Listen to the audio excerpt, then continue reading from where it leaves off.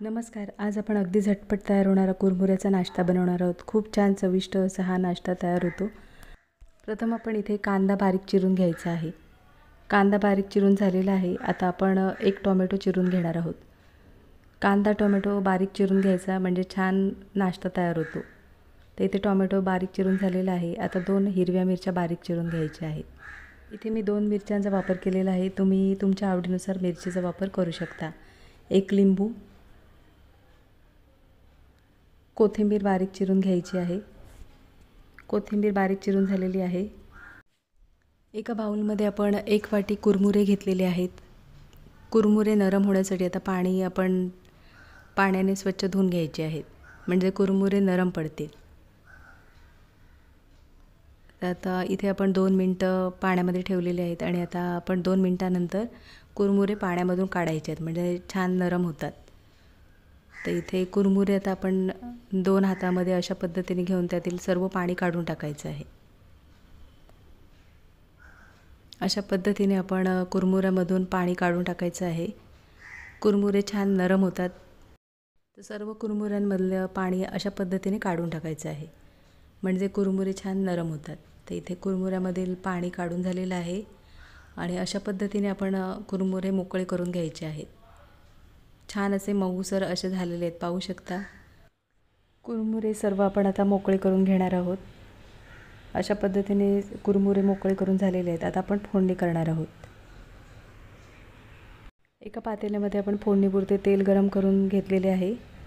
तेल छान गरम झाले की त्यामध्ये आपण शेंगदाणे छान स्लो गॅसवर तळून घेणार आहोत. शेंगदाणे स्लो गॅसवर तळून झालेले आहेत. तर आपण ते डिशमध्ये काढून घेणार आहोत. आता इथे आपण त्याच तेलामध्ये पाव चमचा मोहरी छान तडतडू द्यायची आहे. मोहरी छान तडतडली की पाव चमचा जिरे छान तडतडले की त्यामध्ये आपण 1 बारीक चिरलेला कांदा छान परतवून घ्यायचा आहे. कांद्याचा रंग बदलेपर्यंत कांदा आपल्याला परतवून घ्यायचा आहे. कांद्यामध्ये आपण आता 2 ते 3 फोडणीमध्ये आता कढीपत्त्याची पानं छान आपण परतवून घेणार आहोत. इथे कांदा परतवून झालेला आहे. हिरवी मिरची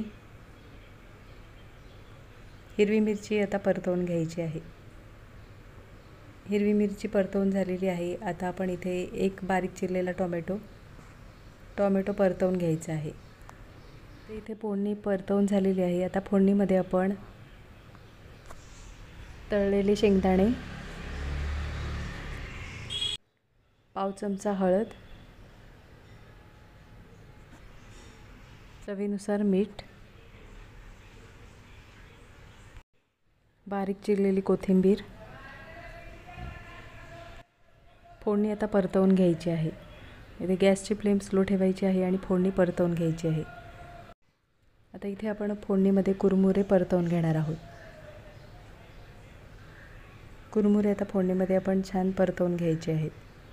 तर इथे गॅसची फ्लेम स्लो ठेवायची आहे आणि कुरमुरे फोडणीमध्ये परतवून घेणार आहोत.